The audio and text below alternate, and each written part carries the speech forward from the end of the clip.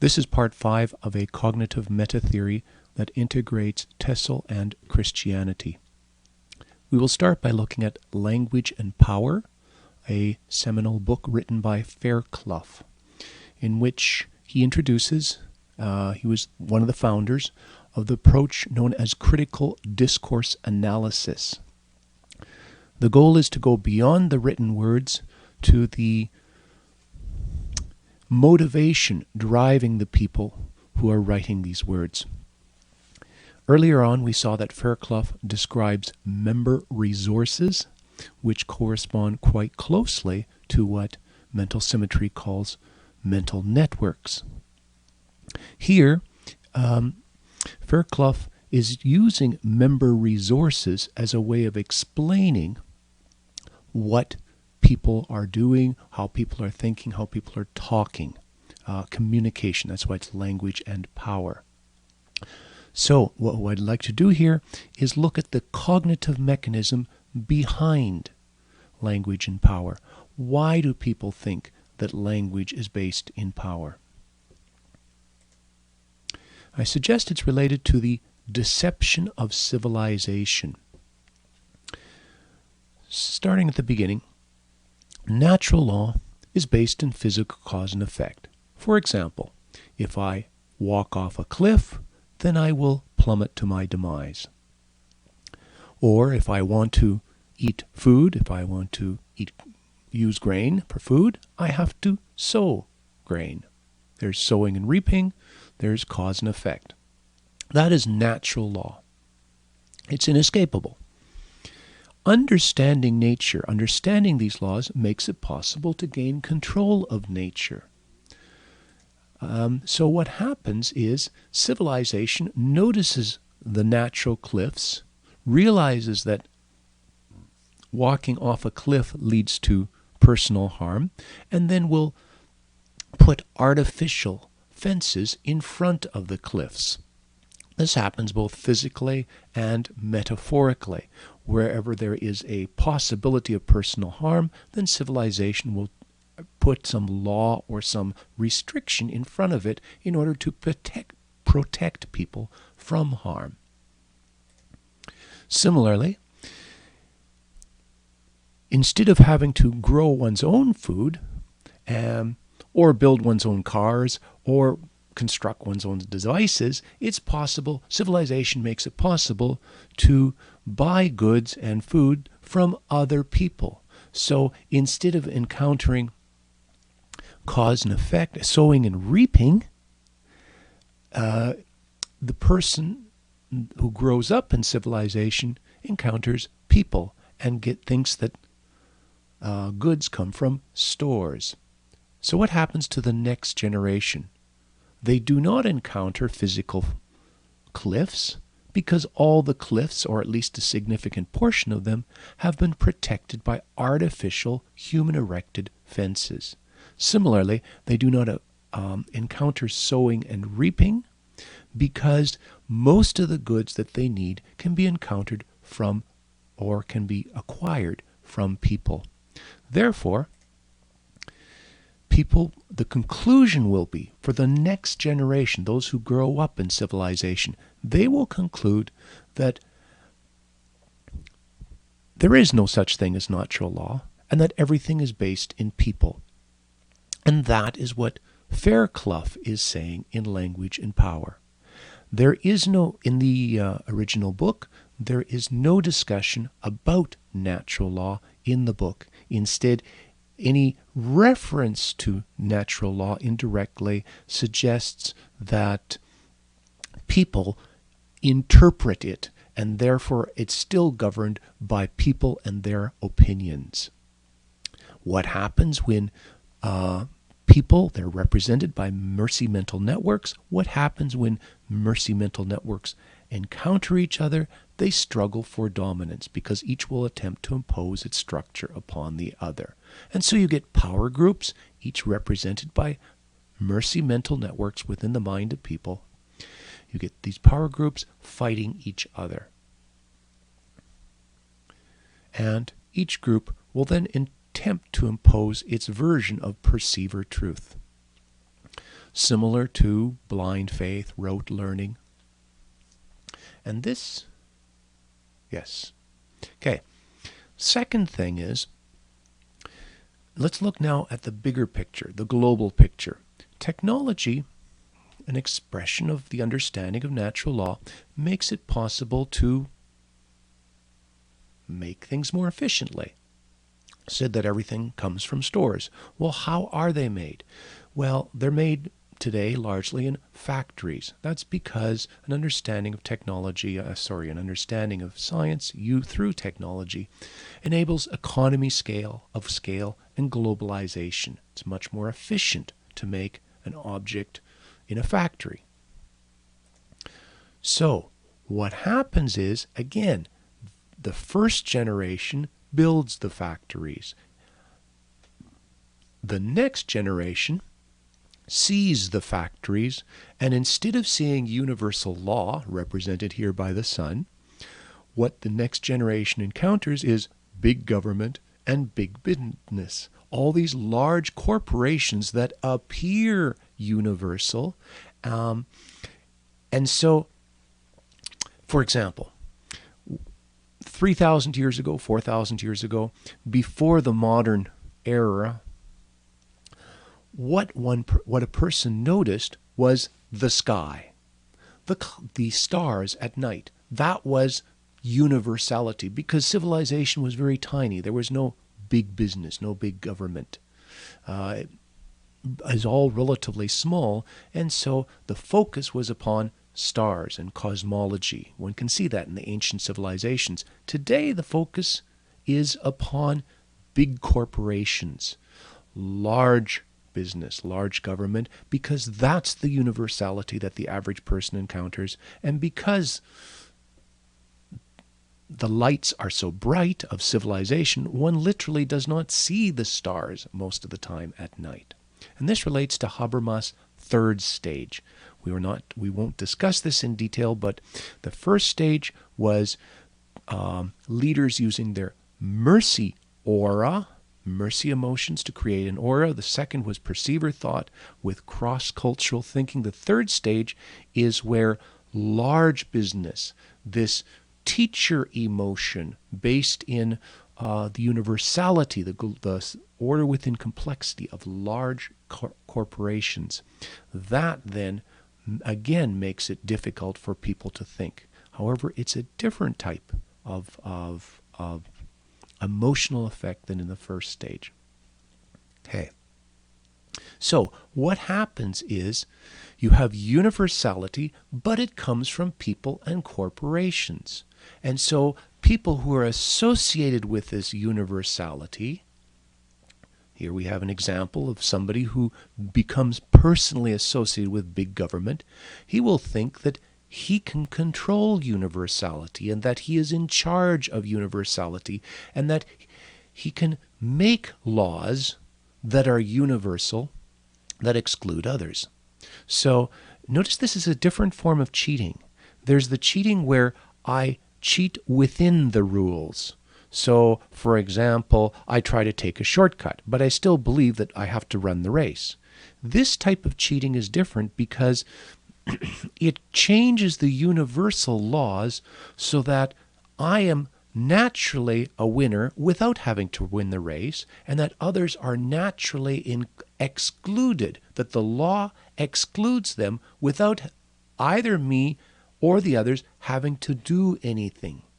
That's the sort of thing that happens when one goes beyond simply thinking that truth is based in people to this universality. One is looking at an artificial type of universal teacher structure. And that's what Fairclough refers to as naturalization. For example, people think that English is a universal language, but then Fairclough points out that English actually grew up being imposed by the commercial class in Britain and then acquired the appearance of universality. For the average person, They see big business, they see big government, and they see it ubiquitously. They see it universally.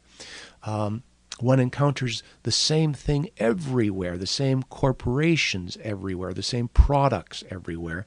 And so think of the average fast food restaurant. Every town has the same fast food restaurant. It's universal.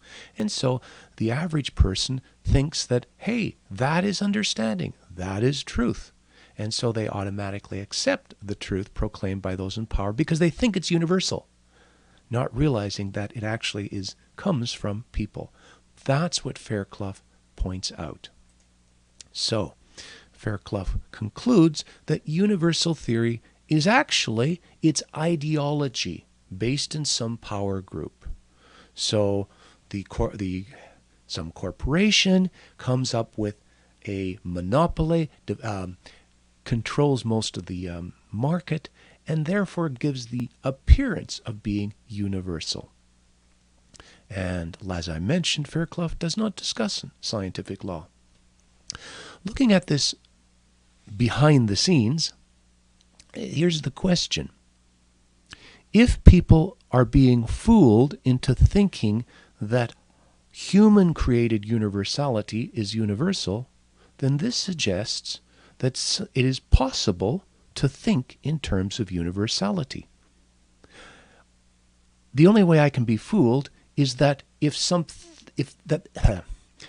in order to be fooled, there must be some genuine that is being faked.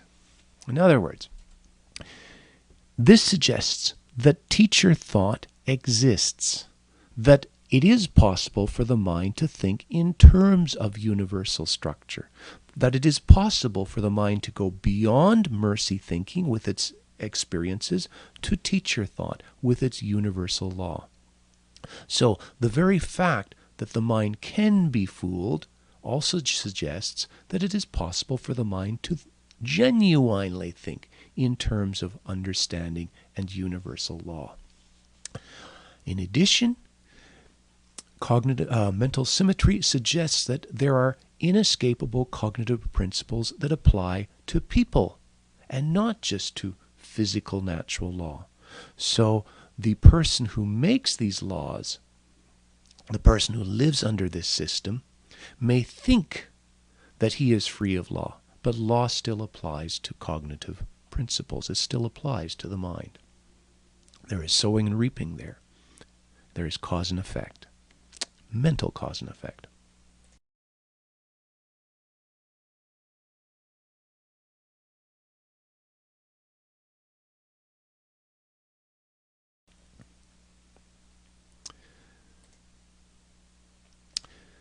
We looked previously at Piaget's stages of development, cognitive development, and suggested that the childish mind starts with mercy mental networks, then extends from there to teacher mental networks, and then becomes capable of thinking using teacher mental networks independently of mercy mental networks.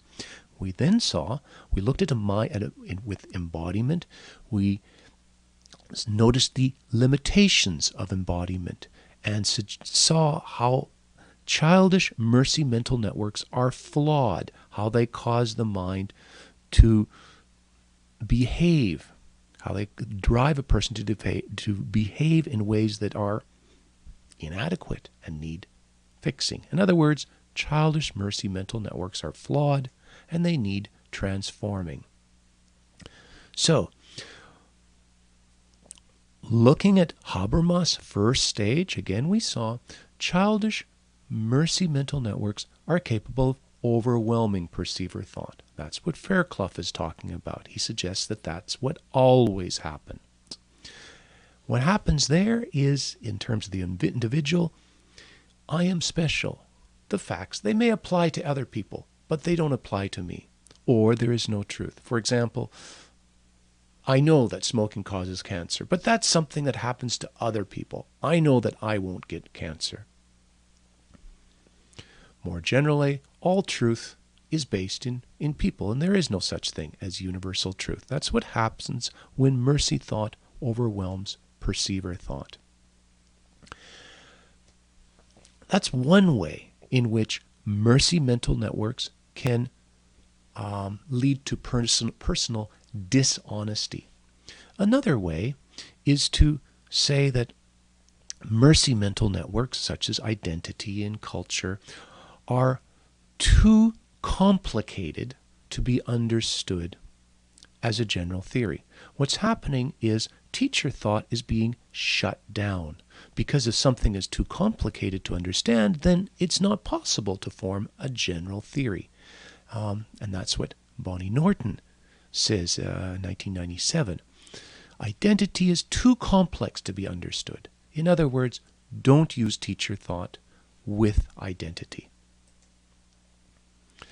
Another option is to use childish mercy mental networks to shape teacher mental networks. In other words, there's a power group, and that power group defines universality. That's the approach taken by Fairclough, his naturalization, where the specific power group becomes a monopoly, and then the game gives people the impression that it's universal. In religious terms, this would be forming a God in my own image. So teacher thought is being allowed to function, but its structure is being determined by mercy thought. Remember that when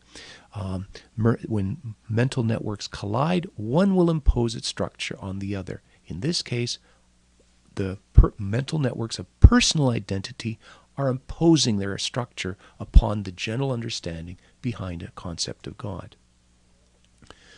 If one wants to experience personal transformation, then that arrow has to shift from mercy determining teacher to teacher determining mercy.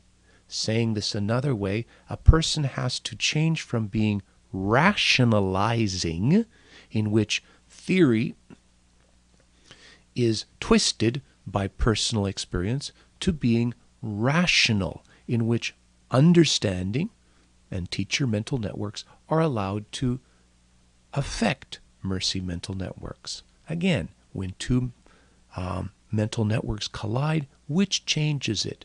Does my identity determine my concept of God, or does my concept of God change me? That is one of the key aspects of Christianity, of any sort of personal transformation. Remember, that's because if you want to change a mental network, you need to fight it, or you need to use another mental network to change one mental network. You play mental networks against each other. So, obviously, it hurts to practice personal honesty. It hurts when the mercy mental networks of identity are attacked. Nobody likes honesty that makes them feel bad. Nobody likes to lose face. However, it also feels good to understand. That's a teacher feeling. So, if one builds an understanding of personal identity, the understanding feels good. That's a teacher pleasure. But the personal honesty feels bad. That's a mercy pain. Pleasure can balance pain, making it possible to be honest. Because I may hurt, but I understand. And one balances the other, as the person there sitting illuminated by the sun. Now, science uses a shortcut in this process of personal transformation. It builds general theories using rational thought. It forms them into teacher mental networks. We saw that with Thomas Kuhn and paradigms. But instead of using facts about personal identity, it uses facts that are empirical. It looks at the external. One sees this in the emphasis upon social interaction, because social interaction is the empirical empirical, the physical, the external expression of what is happening internally in the mind, guided by personal identity, guided by other cognitive mechanisms. So science studies the world, it studies the expression of people, social interaction, but it ignores the mercy mental networks that are behind this. Again, one can see this in Fairclough.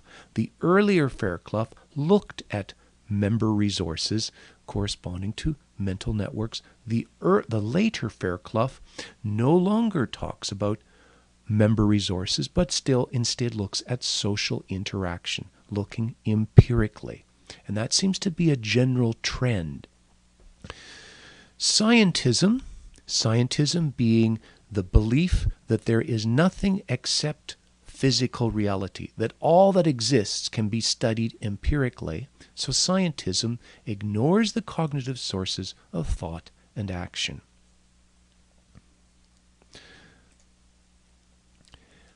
If one wants to have a complete transformation, then one should not throw science away.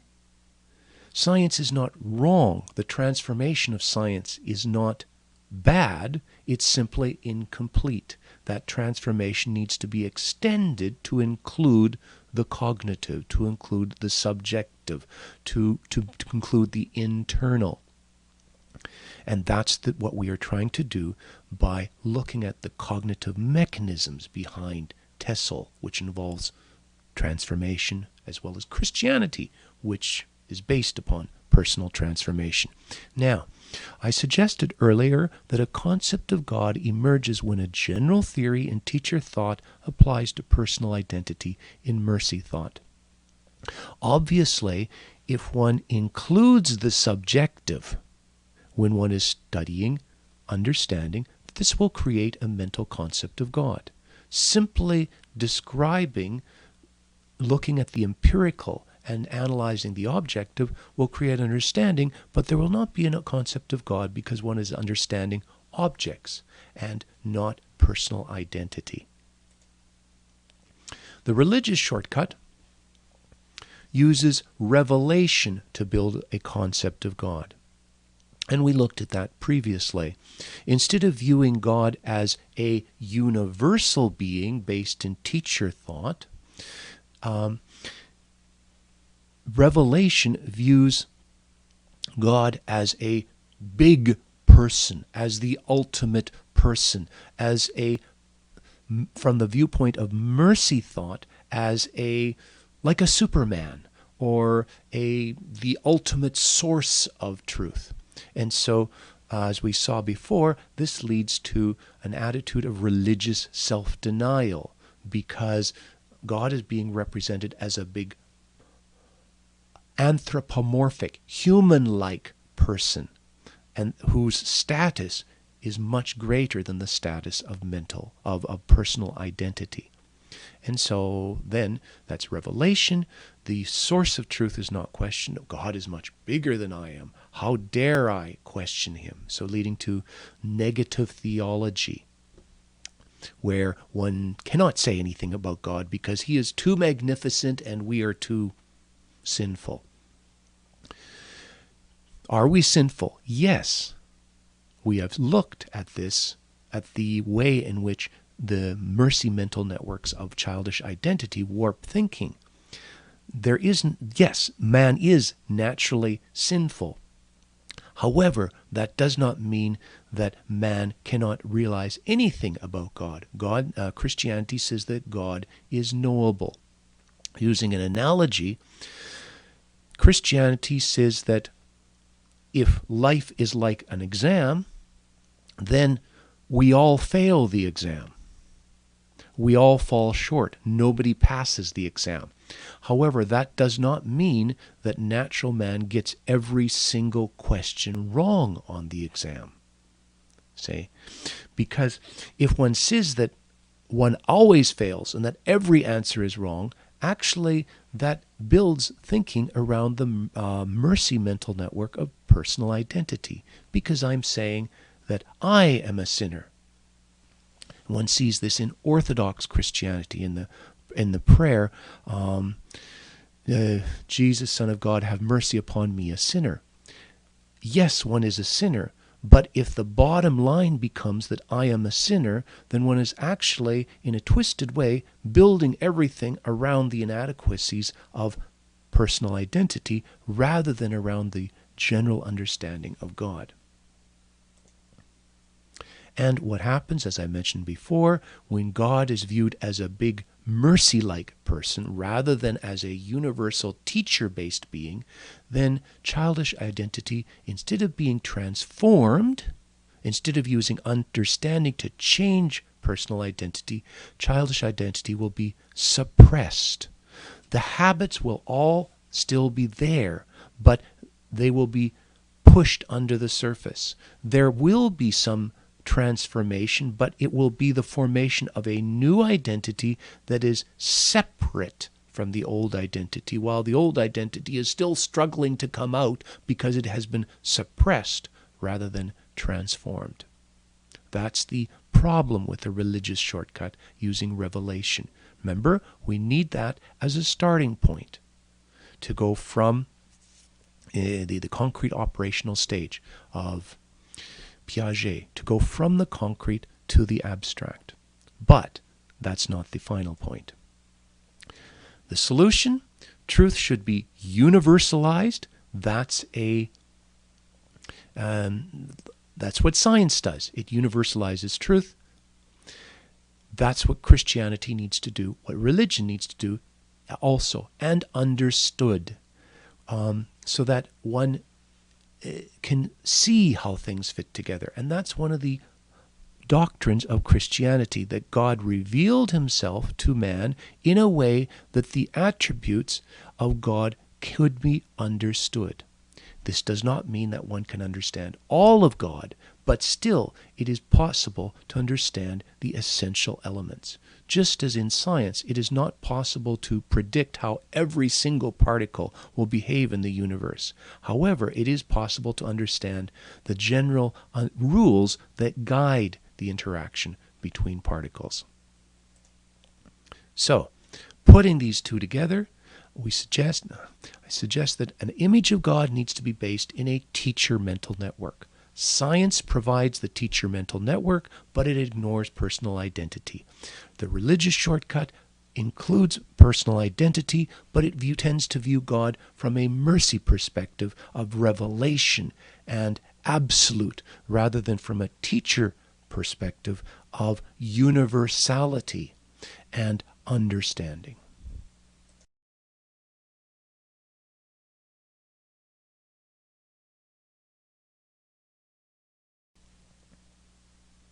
Now let's look at cognitive development with the male and the female. The system we will use is Perry's system of male development, Belenki's system of female development. Love and Guthrie summarized various systems of cognitive development, including Perry and Belenki. So Love and Guthrie give the more modern overview. It's still consistent with what Perry and Belenki said earlier. So, the general principle between male and female cognitive development, and again we're looking here statistically. This is the average female and the average male. In addition, for example, a male mercy person would tend to follow a more female path. A female perceiver person, for example, would tend to follow a more male path. However, there is still the overall cognitive path guided by gender. So, the general principle is males ignore mercy mental networks when they develop perceiver thought. Remember that cognitive development, it begins with the mercy and mercy mental networks, and then perceiver thought, that's the Habermas first stage, Habermas second stage, perceiver thought acquires the ability to function. So, the male, at the beginning, the male thought is mesmerized by mercy mental networks. In other words, I'm a little child. I see all the experts. Who am I to think in the presence of the experts? They know what is right. I can't think for myself. Okay, that's the starting point for the male. It's slightly different for the female because the female mind never leaves the realm of mercy mental networks. They always exist within this emotional ambience, whereas the male, the cognitive development occurs in the absence of emotions.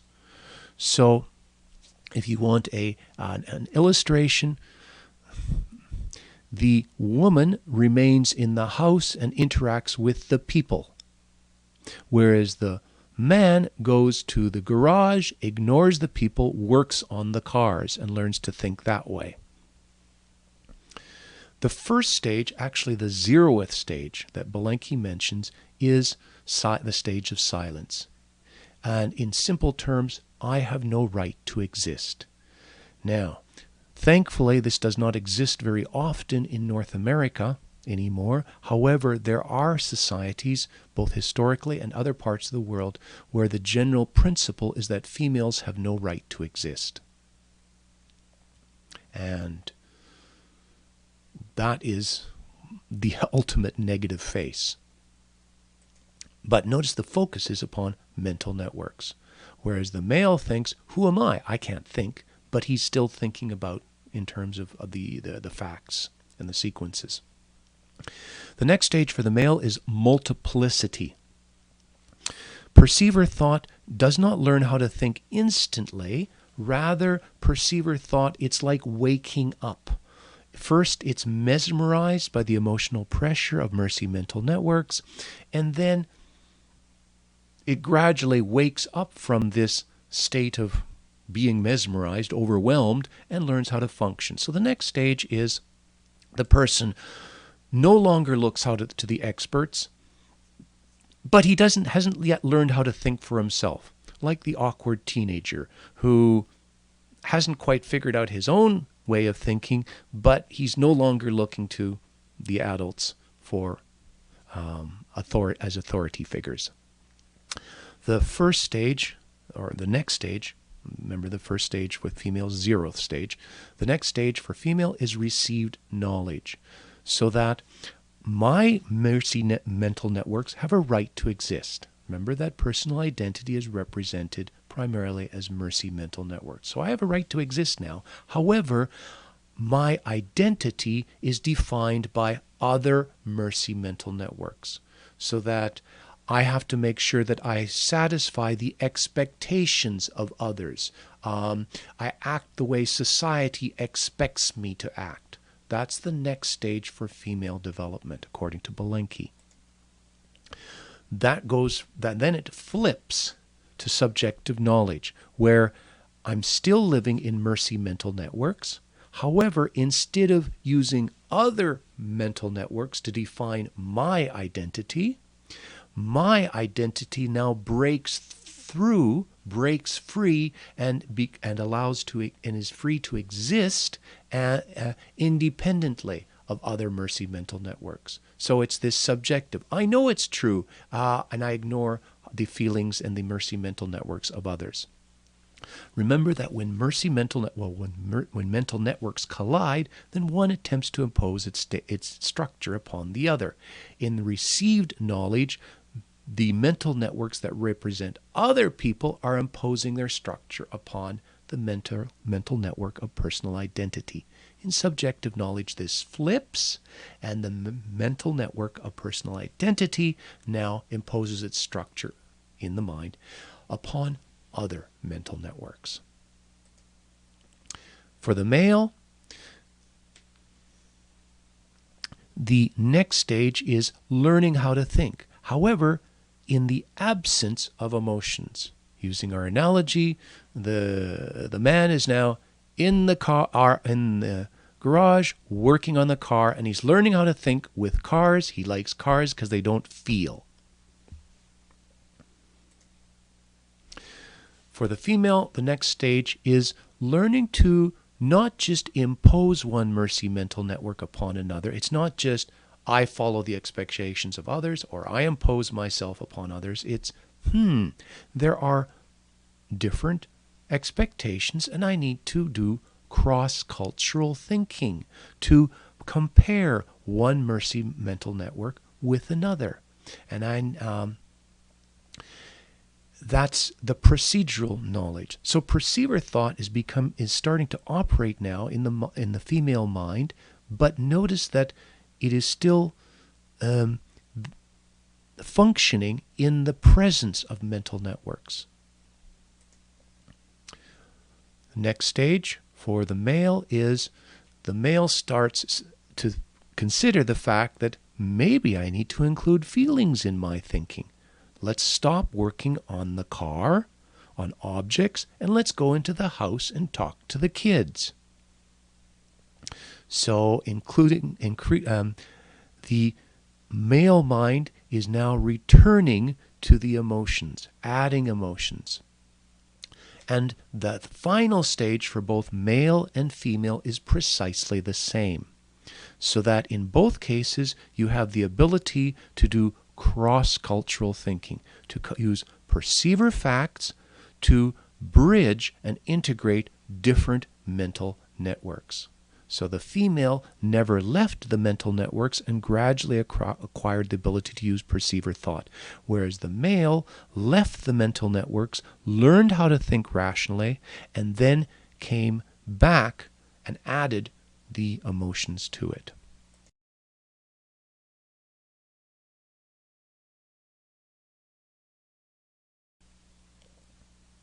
Now, we have talked a lot about personal identity and mercy mental networks.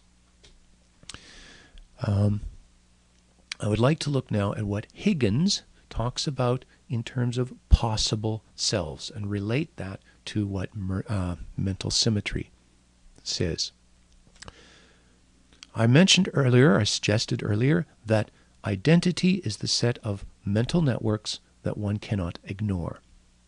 Now, again, this is usually mercy mental networks composed of experiences. That is because we live in an experiential world with a body that imposes experiences, emotional experiences upon the mind. However, it is also possible to find personal identity in terms of teacher mental networks that relates to skills, expertise, knowledge. We're not looking at that here. I just want to mention that as an expansion, as an extension of what we're doing. So, any mental network is potentially a self. For example, remember the person staring at the television screen or the movie screen? While he is staring at the screen, his identity is the character on the screen. That's what he is identifying with. Similarly, the little child flying around like an airplane, while he is in that mode, while that mental network is triggered, he is an airplane. So any mental network is potentially a self. However, perceiver thought, the body, coming back.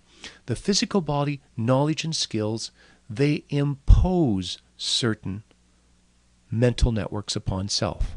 They force a person to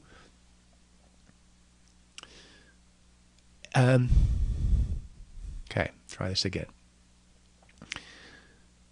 Certain mental networks will always come back. Why? Because they're imposed by the physical body.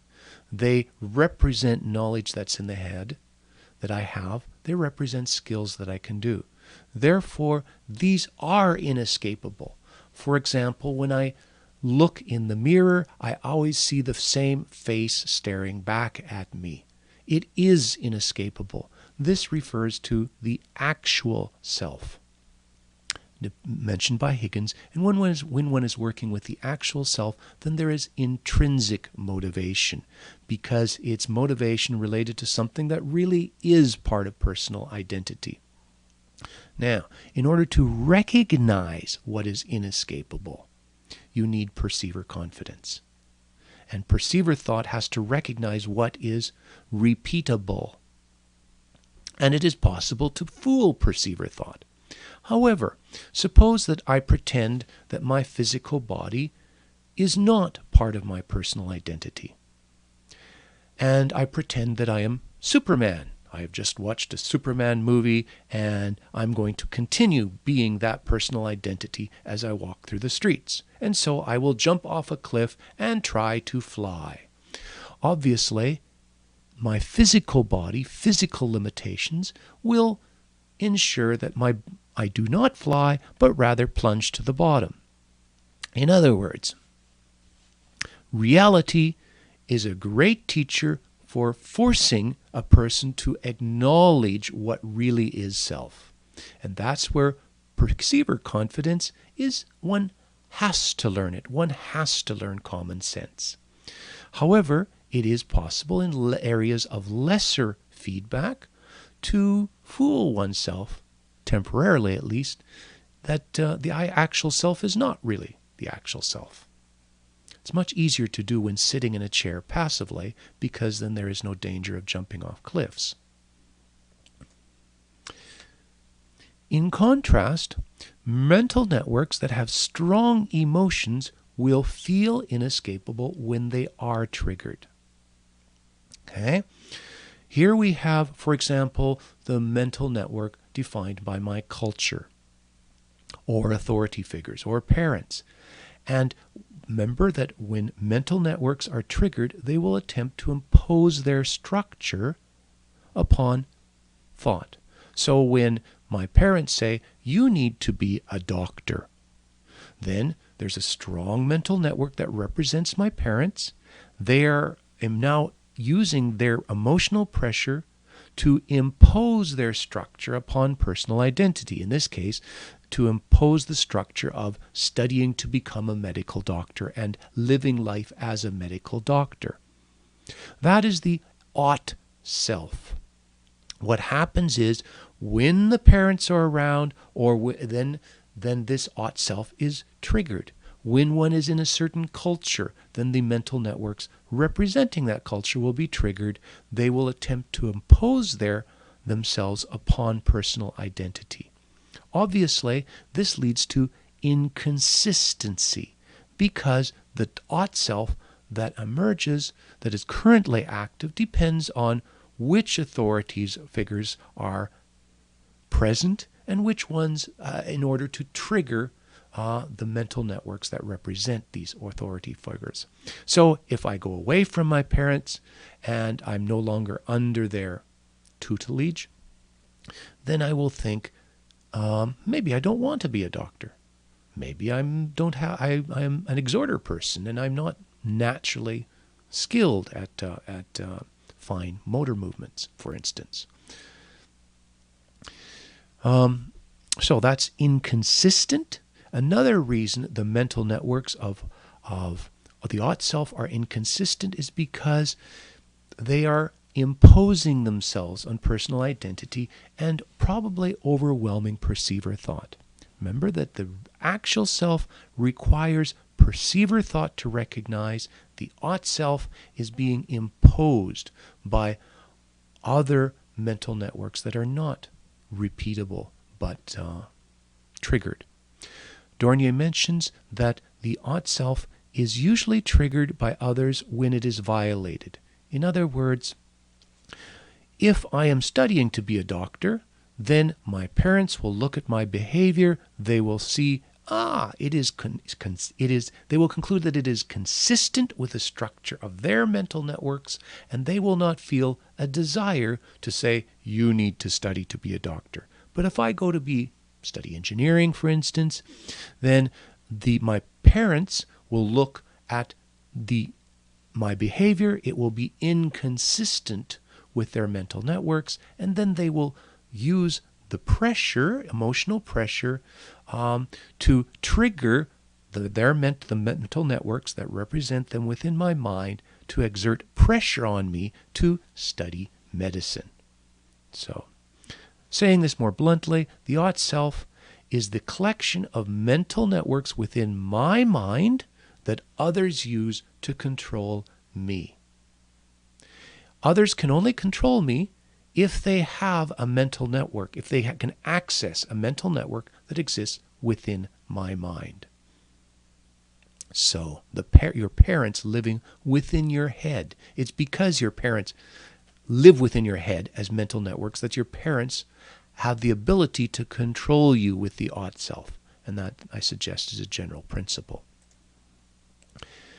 There's also a possible self called the feared self. This was not mentioned by Higgins, mentioned by someone later. And remember, a mental network can contain positive experiences, a mercy mental network, or negative experiences. And so these might be mental networks that I don't want to have to focus upon completely. Some situation I want to avoid. That's the feared self. And we've looked at perceiver thought being necessary to define the actual self, and perceiver thought tending to be overwhelmed by the ought self. Perceiver confidence grows as one holds on to facts in the middle of emotional pressure. One gains the ability, increased ability, to hold on to facts. It's like weightlifting. The more one lifts weight, the stronger one becomes. However, or it's like suppressing a habit. Small habits are easy to suppress. Large ones, you cannot. And that's the however. If a mental network becomes strong enough, then it is no longer possible to use simple willpower or perceiver confidence to say, okay, I won't be this, I'll be that. Or I'll focus on this, I won't focus on that. Instead, one has to play mental networks against each other. That's what happens. That's the only way that one can change core mental networks. That's why we looked previously at the idea of using the teacher mental network of a general understanding to transform the mercy mental networks of personal identity. In order to transform identity, one needs something, an emotional source that is bigger than self, that is separate from self, that is sufficiently strong emotionally to impose its structure upon the mercy mental networks of childish identity. Again, the goal is not to destroy personal identity or to suppress it, but rather to transform it into a form that is compatible with the structure of the mind, and that leads to mental wholeness.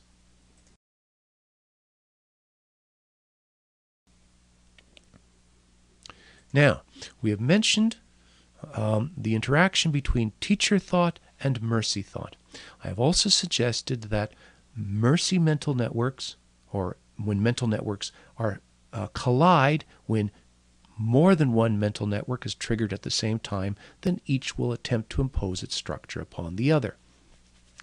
That's what happens when mercy mental networks collide, and also when teacher mental networks collide. I'd like to now look at the interaction between teacher mental networks and mercy mental networks. Because they have different structure, the interaction between them is more indirect. As Norton pointed out, Bonnie Norton, TESOL does not just deal with linguistics, it studies both linguistics and culture. Therefore, with TESOL, there is no avoiding. One will be faced with the interaction between teacher mental networks of linguistics and the mercy mental networks of culture and identity. Similar with Christianity. Christianity contains both theology, which is a theoretical related to teacher mental networks, it's a theory, and it works with personal identity, leading to a concept of God. Remember, a concept of God emerges when you have a general understanding that applies to personal identity. So in both TESOL and Christianity, one naturally gets an interaction between teacher mental networks and mercy mental networks. Now, perceiver thought, as we mentioned earlier, way back in the first section, combines object recognition and meaning. So perceiver thought looks at various experiences, objects like trees or cars or motor scooters, and organizes them into objects. This becomes connected, this object recognition perceiver, with the sequences of words and phonemes and teacher and server thought, leading to the meaning of words. So you notice that it's a connection between the concrete object recognition and abstract meaning. So it's possible for culture, the mercy mental networks of culture, to affect object recognition. For example, Citron says, learning foreign meanings may question your mercy mental networks. For instance, what is a car? For a German, it's a BMW or a Mercedes driving down the Autobahn at high speed. For someone in Southeast Asia, it may be a motor scooter belching black smoke. Each of these meanings is backed up by culture. Cars form a major part of the culture in Germany. And transportation, riding scooters, getting around is also a part of Asian culture. So when one learns a new meaning, what is a car? Say a German person learns what the word car means in, say, Thai, then this will actually end up questioning mercy mental networks of culture, because suddenly, well, you mean a car isn't a Mercedes? You mean everyone doesn't have Mercedes? How can I live without Mercedes cars? Say, so you have meaning can question culture. Going the other way, from a language, from theory to object recognition, Thomas Kuhn talks about incommensurability, which says that when a person gains a new theory, a new paradigm, this changes the way that he looks at the world. Not in major ways, but in subtle ways. Things that were ignored before are suddenly seen. And what was regarded as important before suddenly is now ignored. That's how a paradigm shifts. One can think, for example, of suppose I want to mail a letter. Normally, I don't see the post boxes. However, if my goal is to mail a letter, then suddenly I notice, oh, this is where there's a post box there. There's a post box there. I didn't notice it before. The thinking has altered the seeing. So you have more general, language can affect object recognition. Lambert talked about when a person learns French to the level of thinking and dreaming in French, so that that tells you that it's functioning autonomously, it's formed a teacher mental network, then this can lead to anomie, a sort of cultural shock where mercy mental networks are they're shifting. So notice the previous one, you had mercy mental networks of culture affecting words. Here you have understanding shifting or troubling culture. Putting this together, as Acton mentioned, when there is a perceived social distance, notice that one's looking here at the cognitive. When a person perceives that he is socially distant from both the language, his L1 language and the L2 language that he's learning, then that helps language learning. That's because teacher thought is now working in an area where mercy mental networks of culture are slightly shaking. They're shifting a little bit, and so you have some personal transformation happening. The mercy mental networks are troubled, therefore it's easier to build a teacher mental network of understanding.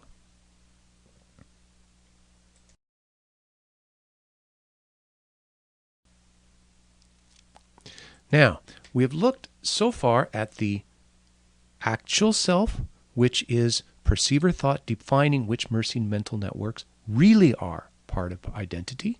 We've looked at the ought self, which is other people attempting to impose mental networks upon personal identity.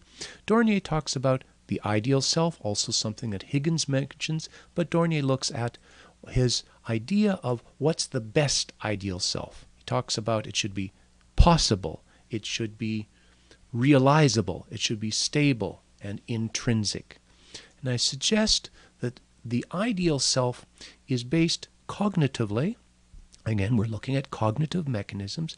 It's based cognitively in Platonic forms, something that was originally introduced by Plato many years ago. Let's look now at the cognitive mechanism behind Platonic forms.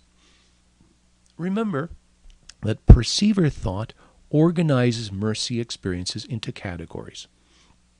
So, for instance, we have three circle-like objects here. Notice that none of them is perfect.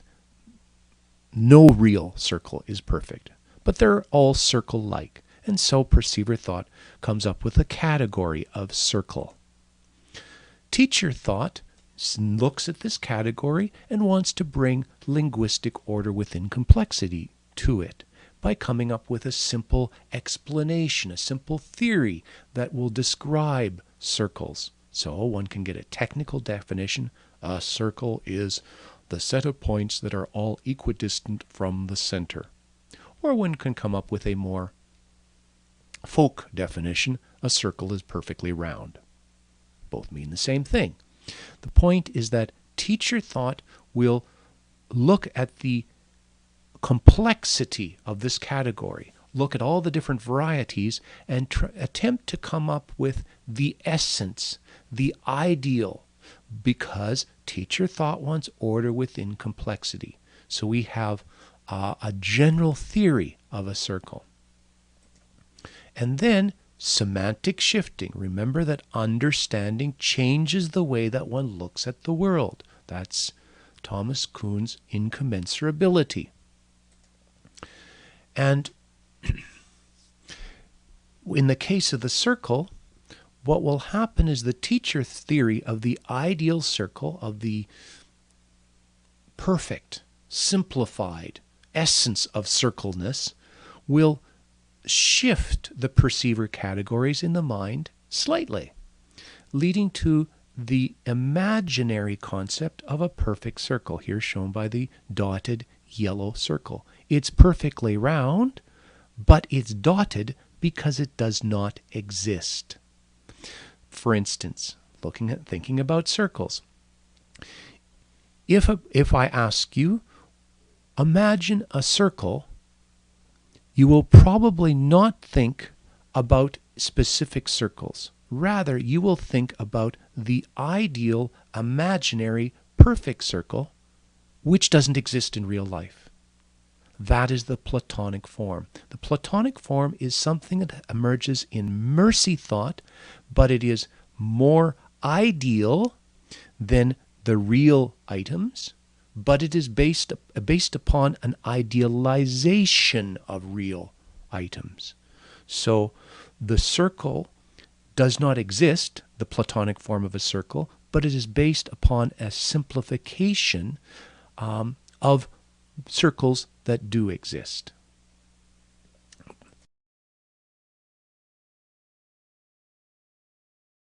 And that, I suggest, relates to the ideal self. It's based upon all these possible selves and the simplification, the essence, the idealization of them.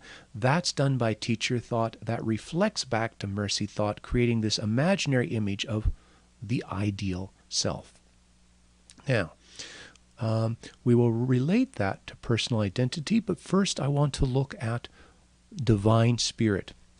So far, I have suggested that a concept of God emerges when a general theory in teacher thought applies to personal identity and mercy thought.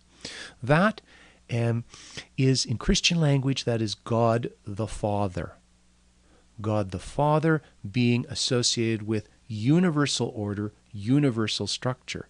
However, Christianity teaches that God is a Trinity composed of God the Father, God the Son, and God the Holy Spirit. When a person develops a universal understanding that applies to personal identity. That's an image of God the Father. Then the process, the cognitive mechanism of Platonic forms will cause an image of God the Spirit to emerge in mercy thought. And that's what I would like to look at here. There's two ways that one can form a concept of divine spirit. Okay, personal identity is finite. Objects are finite. Therefore, these are all represented by finite mental networks within mercy thought. Divine spirit is something universal in mercy thought, something that ties together all the finite items in mercy thought. So, on the one hand, there's the Holy Spirit. I mentioned that Platonic forms come from facts that are idealized. So, perceiver thought forms the category, teacher thought idealizes it. This shifts through semantic shifting, slightly shifts the perceiver category, leading to the concept of ideal objects. We looked at the ideal circle, there's the ideal square. These are studied, the high school student studies these when learning geometry. Now, a similar process leads to more abstract Platonic forms, such as the Platonic form of love or the Platonic form of justice. A similar mechanism is happening. Certain behaviors are being idealized by teacher thought, leading to imaginary images of these concepts. Going further, teacher thought wants to come up with a general theory. If one has a universal theory, then one will tie all these various elements of perfect circles, perfect squares, love, justice, the ideal self.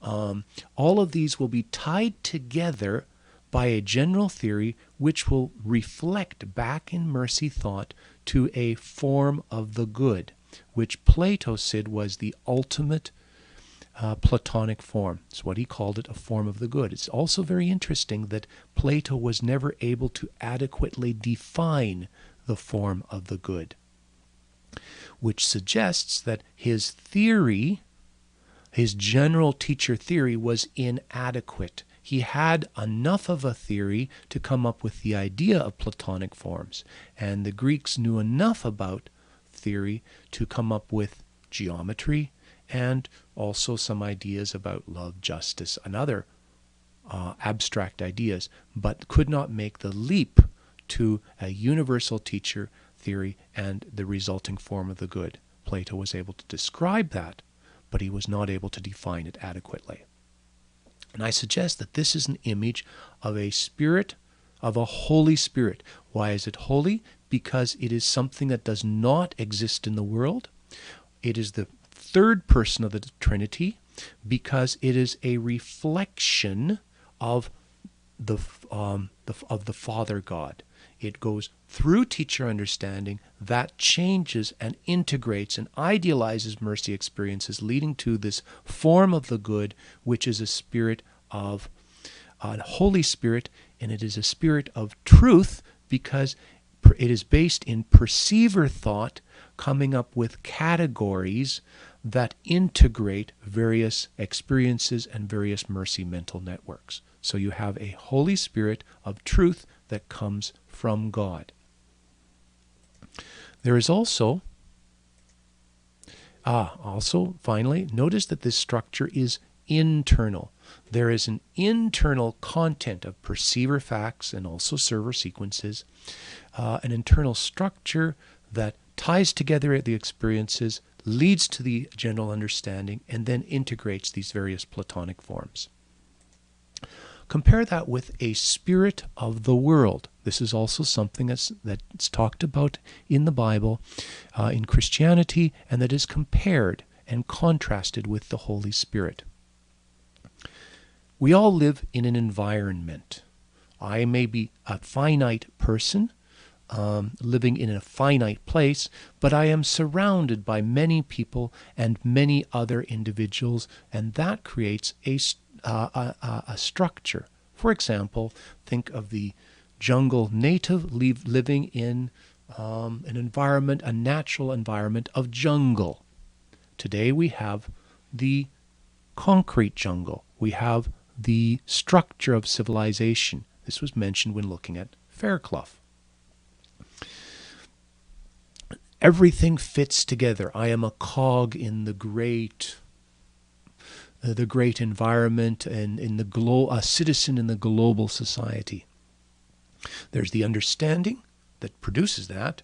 That's looking the Holy Spirit way. However, the average person who grows up in this environment finds himself immersed in a sea of civilization, living in a city, surrounded by people and external structure.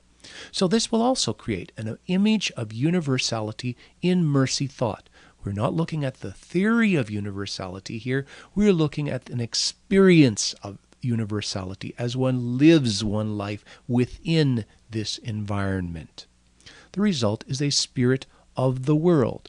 It is a spirit because it's mercy-based, it's universal, but it is based in the world. It's the external structure, how things fit together externally, that creates this internal image of the spirit of the world. Think, for example, of the concept of Gaia, where I live in the environment and I hug trees because they are all part of the spirit that ties us all together. It's an external structure, the ecology, that ties everything together, not necessarily an internal structure.